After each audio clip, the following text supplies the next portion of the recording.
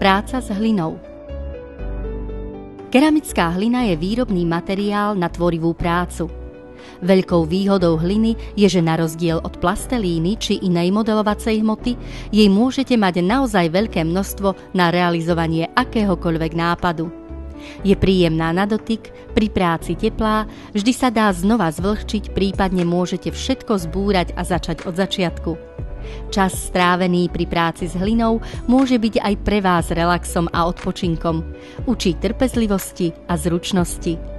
Radosť z výsledku naplňa krásnym pocitom, že si dokážete vytvoriť niečo vlastnými rukami, zhmotniť vnútorné pocity a preniesť ich do užitočnosti v podobe vytvorených dekoratívnych výrobkov či diel.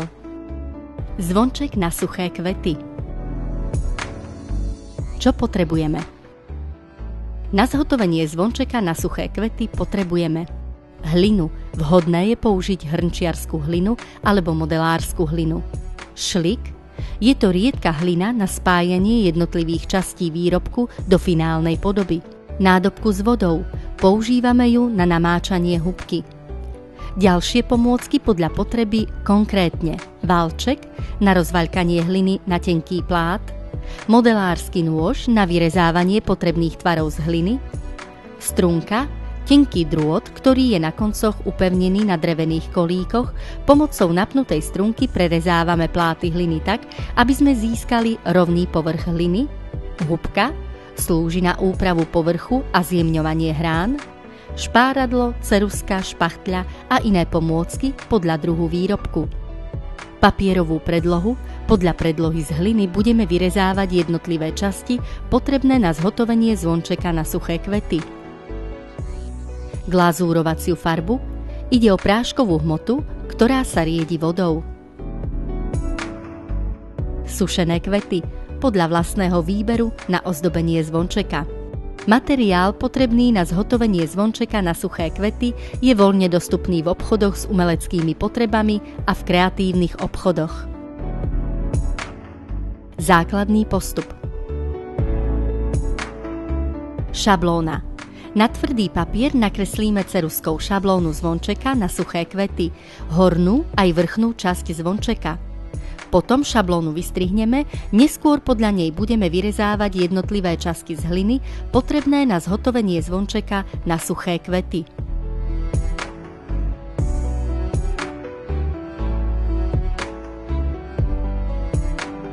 Príprava hliny.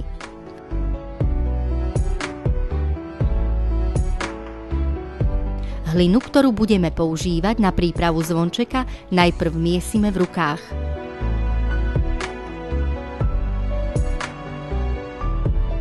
Potom ju položíme na pracovný stôl a roztláčame ju dlaňou.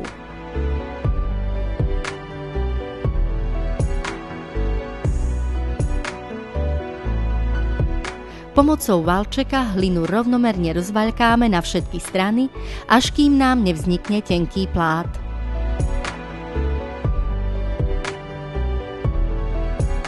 Oddelenie plátu od podložky. Plát hliny sa po rozvaľkaní prilepí k podložke. Pokiaľ chceme plát hliny v celosti oddeliť od podložky, musíme použiť strunku. Hlinu, ktorá zostala prilepená na podložke, zoškriabeme z podložky špachtľou. Zoškriabanú hlinu zmiesime do hrudy, čím zabránime jej rýchlemu zoschnutiu. Vykrajovanie hliny.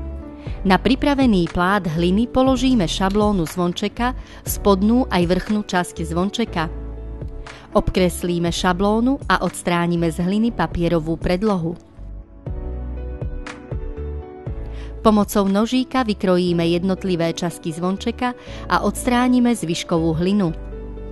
Dostaneme dve základné časti, z ktorých vyformujeme zvonček na sušené kvety. Formovanie zvončeka. Podľa predlohy sme z hliny vykrojili dve základné časti zvončeka. Na spodnej časti zvončeka pomocou špáradla vytvoríme otvor na zavesenie zvončeka na stenu.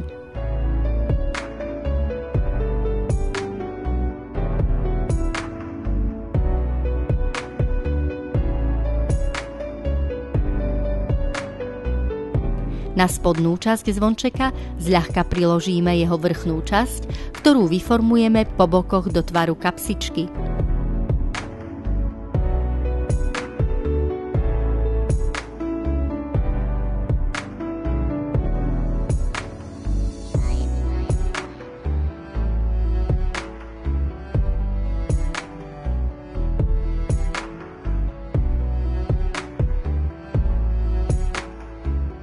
Na spodnú časť jemne naznačíme obrysy vrchnej časti zvončeka. Vrchnú časť odložíme. Na naznačené obrysy nanesieme šlik, riedku hlinu, ktorá slúži na spájanie jednotlivých hlinených komponentov zvončeka.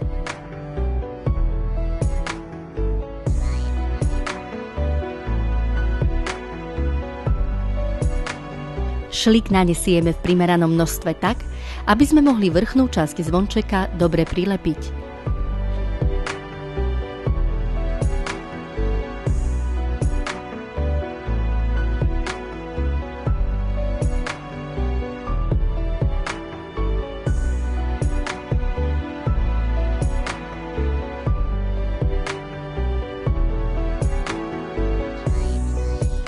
Po prilepení vrchnej časti zvončeka odstránime prstom zvyšky hliny.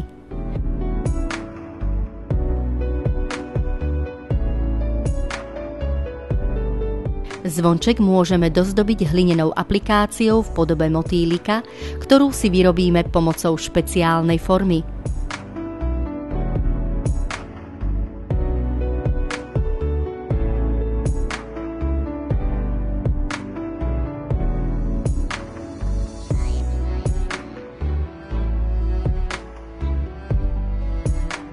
Motýlika prilepíme na zvonček opäť pomocou šliku.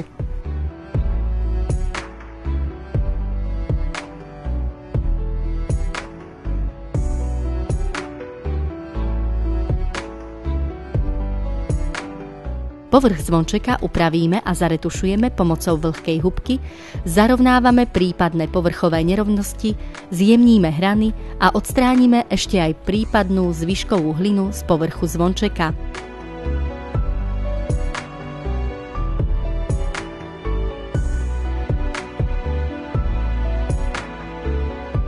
Vypaľovanie hliny. Vyrobený zvonček je potrebné vypáliť v keramickej peci pri teplote okolo 900 stupňov Celzia. Vypaľovanie završuje celý proces výroby keramického predmetu. Dáva výrobku z keramickej hmoty definitívny tvar, vzhľad a vlastnosti.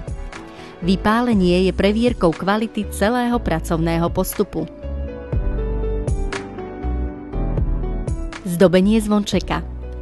Vypálený zvonček môžeme dozdobiť pomocou glazúry. Glazúra je prášok rozrobený vo vode, mliečnej konzistencie, ktorý sa nanáša na hlinené výrobky po prvom výpale. Pri nanášaní glazúry je potrebné postupovať opatrne. Ak pracujeme s viacerými farebnými odtieňmi, musíme dať pozor, aby sa jednotlivé farebné odtiene glazúry nezlievali.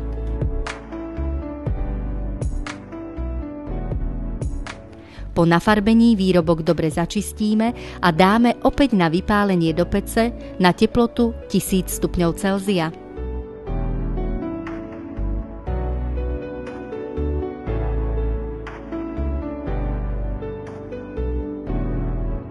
Tam sa glazúra roztaví a pre obsah kremičitanov sa vytvorí sklovitý povrch, ktorý neprepúšťa vodu.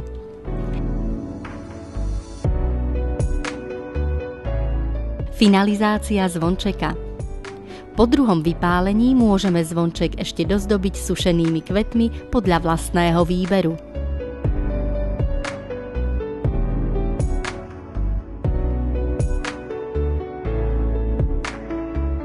Na záver.